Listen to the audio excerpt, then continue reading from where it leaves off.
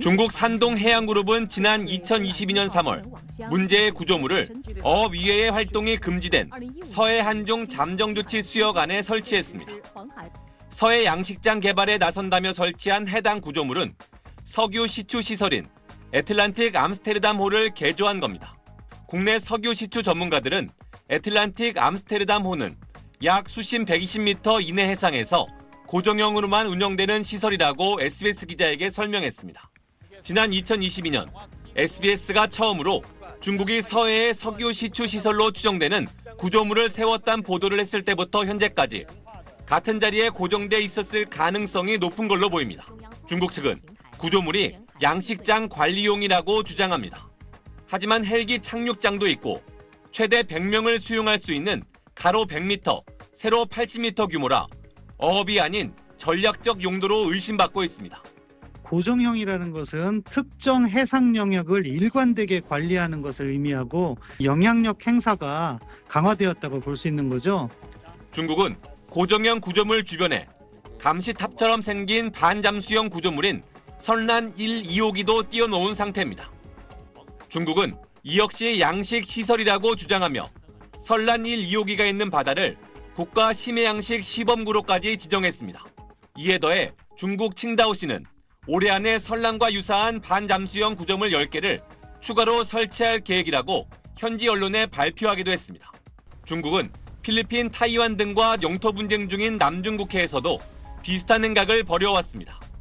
중국은 지난 2014년부터 남중국해에 인공섬들을 만들기 시작했는데 이어 대공포와 미사일 방어 체계를 구축해 군사 요새로 둔갑시키더니 결국 인공섬을 중국 영토, 주변 바다는 중국 영해라고 우기고 있습니다. 해상 경계선이 확정되지 않은 서해 한중 잠정 수역에서도 중국이 어업시설이라며 대형 구조물을 세워 영향력 확대를 꾀한다는 분석이 나오는 이유입니다.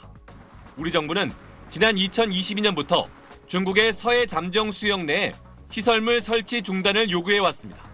중국이 불응하자 정부는 단순한 외교적 대응을 넘어 우리도 잠정 수역에 구조물을 설치하는 비례적 대응을 추진하기로 했습니다. 비례 조치 포함해서 실효적으로 가능한 부분들 저희가 같이 고민하고 있고 정부에서 공동 대응하겠다는 말씀 드리겠습니다. 정부는 이번 주 예정된 한중 해양협력 대화에서도 중국의 책임 있는 설명을 요구할 방침입니다. SBS 김수영입니다. 중국이 서해 한복판에 수상한 구조물을 설치하고 어업시설이라고 주장하고 있습니다. 그런데 이 구조물이 매우 큰 데다가 바닥에 고정하는 형식이라서 우리나라와 해양 갈등의 불씨가 되고 있습니다. 이 남중국해에서 그랬듯이 구조물을 단초 삼아서 해당 해역을 중국의 바다라고 주장할 가능성이 있기 때문입니다. 자, 그렇다면 우리는 이걸 어떻게 막아야 할까요? 관련 내용 국가안보전략연구원 박병광 수석연구위원과 자세히 짚어보겠습니다.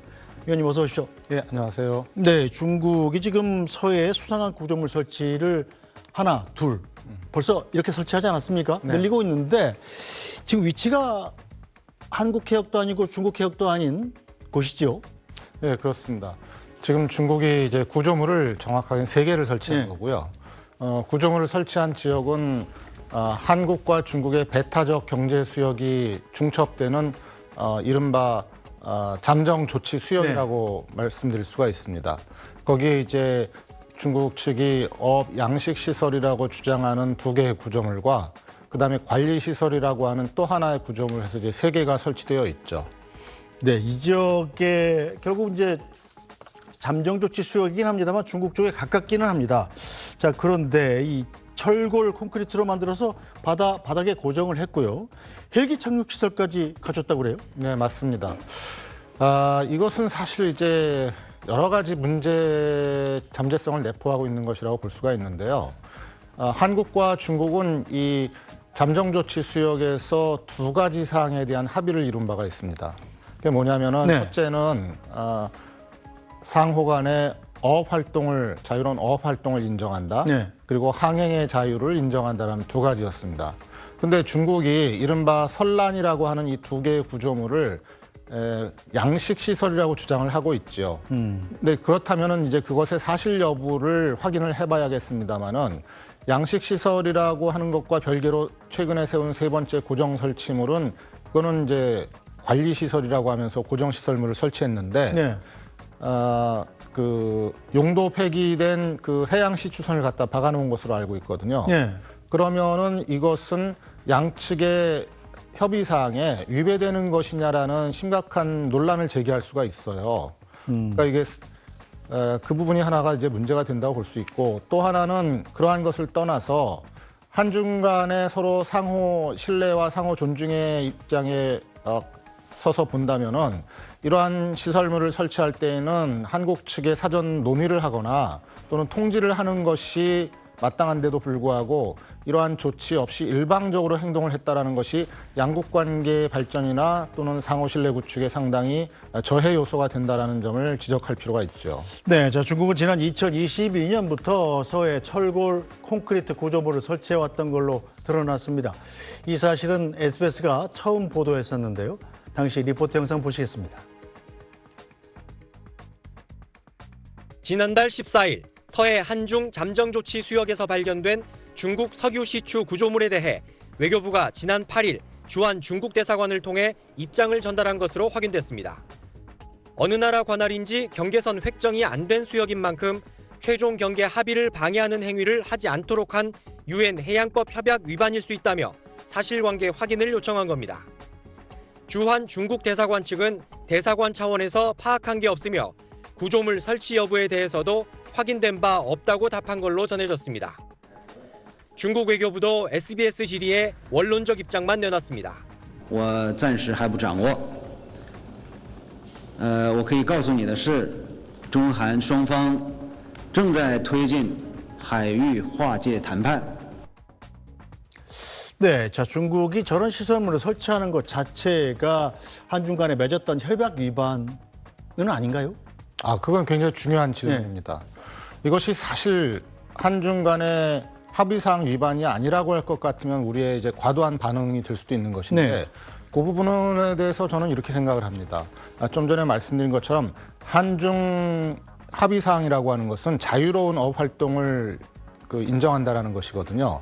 그런데 이것이 그 두 개의 설치물 이외에 최근에 설치된 그 시설물은 어업 활동과는 관련이 없는 거란 점이죠.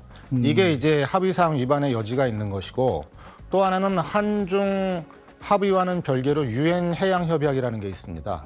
근데 그 유엔 해양 협약에서는 상호 해양 경계 획정이 완료되지 않은 잠정 조치 수역에 대해서는 그러한 그 합의를 영향을 미치는 특히 부정적 영향을 미치는 행위를 하지 않는다라는 것이 의무 사항으로 되어 있습니다.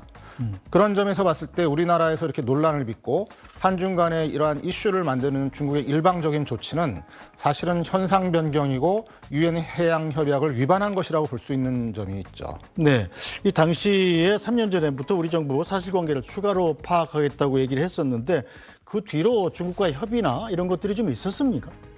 그게 아마 잘 안 됐을 거예요. 왜냐하면은 2019년에 이제 한국과 중국이 그 국장급 해양경계 획정 회담을 하기로 했어요. 네. 그러고 나서 두 차례 그동안에 회담이 있었습니다. 근데 그 두 차례 회담이 그 코로나로 인해서 영상회담으로 진행됐거든요. 네네. 그리고 사실은 오늘 세 번째 지금 하고 있죠. 담당 국장 회담이 열렸습니다.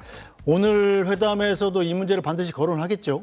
당연히 거론했을 것이고요. 네. 한국 측에서는 아마 이제 그 사태에 대한 분명한 사실관계 해명, 그 다음에 더 이상의 그 추가적인 조치가 이루어지지 않는 것들, 그리고 어쩌면은 그 현재 설치된 시설물의 퇴거 조치라든가 네. 이러한 것들을 아마 강력히 요구했을 가능성이 있습니다. 자, 우리 정부의 요구가 뭐 당연히 있을 텐데 오늘 뭐 하루 종일 회담을 한다는 거 아니겠어요? 강력히 요구하겠습니다만 중국이 그걸 들어줄지는 상당히 불확실하지 않습니까? 예를 들어서 지금 중국이 저 시설물 두 개로 그치는 게 아니라 앞으로 더 만들어서 설치하겠다 이런 계획까지 현지 언론에 밝혔다고 그래요? 제가 보기에도 중국이 아마 한국 측의 요구를 받아들여서 기존의 시설물들을 퇴거할 가능성은 높아 보이지 않습니다. 왜냐하면 저런 시설물 하나에 이미 수백억 원이 들어간 것이고 네. 또 그 선란 1호라는 것은 그들의 연어 양식장이라는 사실을 이미 이제 밝힌 사례가 있거든요. 때문에 저것이 경제적 이익도 걸려 있는 것이고 하기 때문에 그것을 퇴거하는 것이 쉽지는 않을 테고 또 미루어 짐작컨대 저것이 단순히 어업시설일 뿐만 아니라 중국이 한국과의 해양경계협정에서 자신들에게 유리한 구도로 이끌어가기 위해서 저러한 시설물들을 설치한 것이라고 본다면은 그것은 경제이익을 뛰어넘는 정치적 의도가 숨어 있는 것이기 때문에 네. 아마도 퇴거할 가능성은 상당히 낮다고 보여집니다. 네, 자 중국은 이 구조물에 대해서 어업용일 뿐이라고 주장하고 있습니다. 중국 외교부 대변인의 이야기도 들어보겠습니다. 我愿重申，中韩两国海洋权益主张重叠，双方正在推进海域划界谈判，同时根据中韩渔业协定，在中韩暂定措施水域内积极开展合作。中方企业在上述暂定水域建立的渔业养殖设施，这并不违反中韩的有关协定。中方通过海洋事务对话合作机制等渠道，向韩方介绍了有关情况，并保持着沟通。我们希望韩方能够客观理性地看待。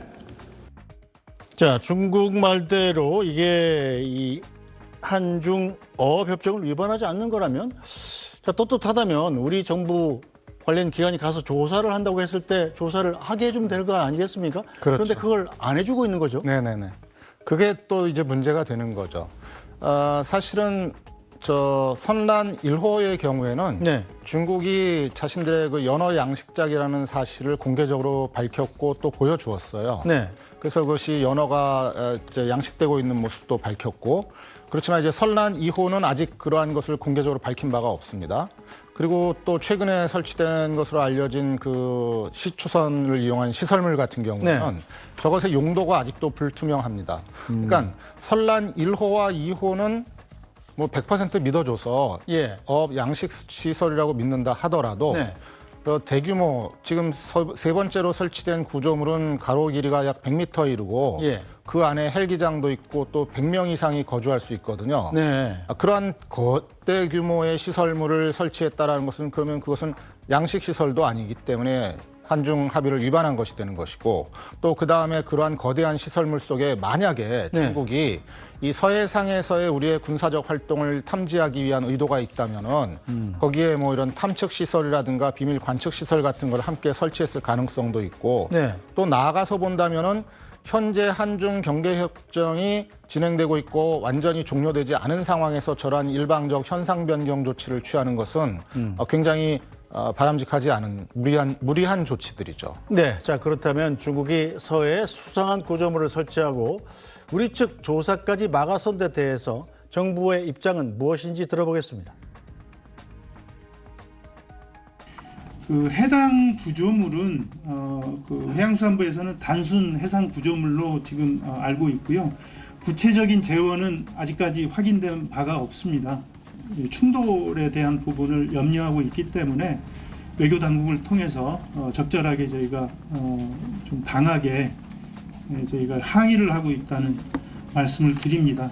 사안에 대한 중요성과 해양 영토를 지킨다는 입장에서 매우 엄중하게 보고 있습니다. 비례 조치 포함해서 실효적으로 가능한 부분들 저희가 같이 고민하고 있고 정부에서 공동 대응하겠다는 말씀 드리겠습니다.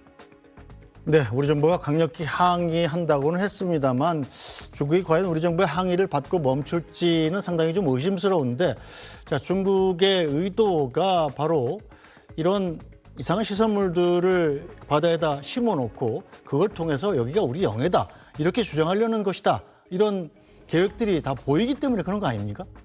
그거는 가능성이 있는 사안이죠. 왜냐하면은 국제법적으로 저런 행위를 하고 해양 영토라고 주장한다고 해서 받아들여질 가능성은 사실 굉장히 낮습니다. 네.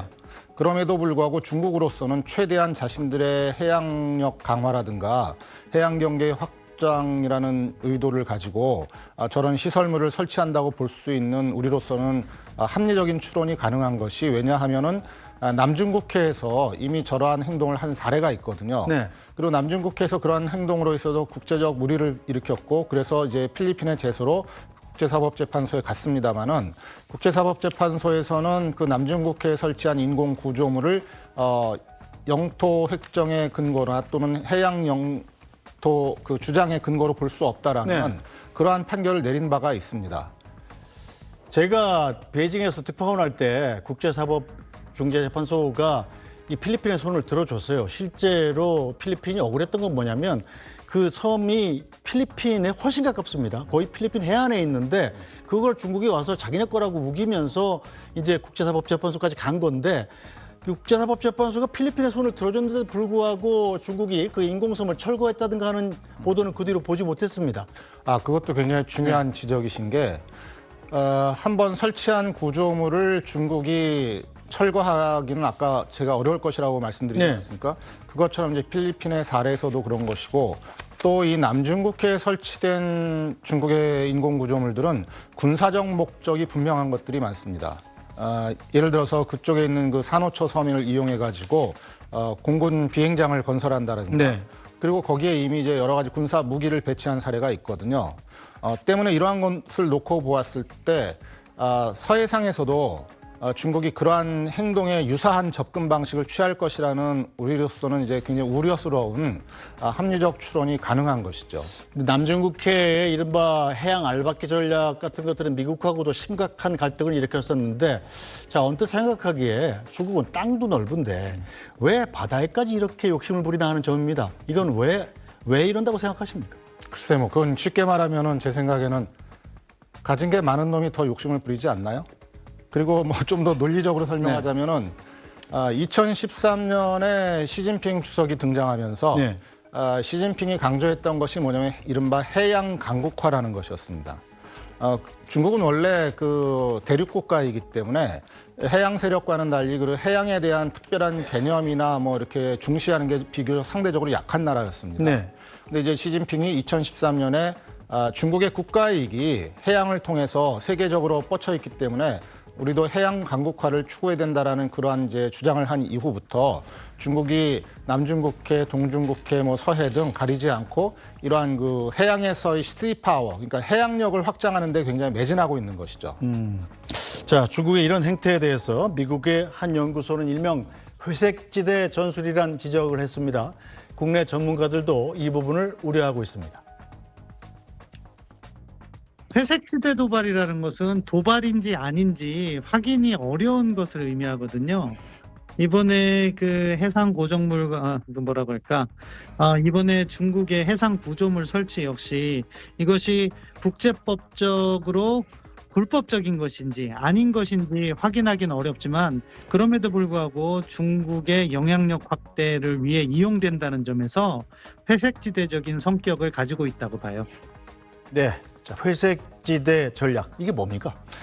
회색지대 전략이라는 것은 이제 영어 용어인데 네. 이른바 그레이존이라고 하는 것이죠. 그러니까 전통적인 전쟁은 무기를 이용해서 직접적으로 죽고 살리는 어떤 그런 싸움을 했잖아요. 네. 근데 이것이 이제 무기와 전략 전술의 발전 속에서 이것이 정말로 침략인지 아닌지 그리고 이게 정규군의 형태로 벌어지는 것인지 아닌지 등등 상대방을 상당히 일단 혼란스럽게 빠뜨리고 국제사회의 개입을 저지하기 위해서 펼쳐지는 이른바 회색지대 전략이라고 하는 것이죠.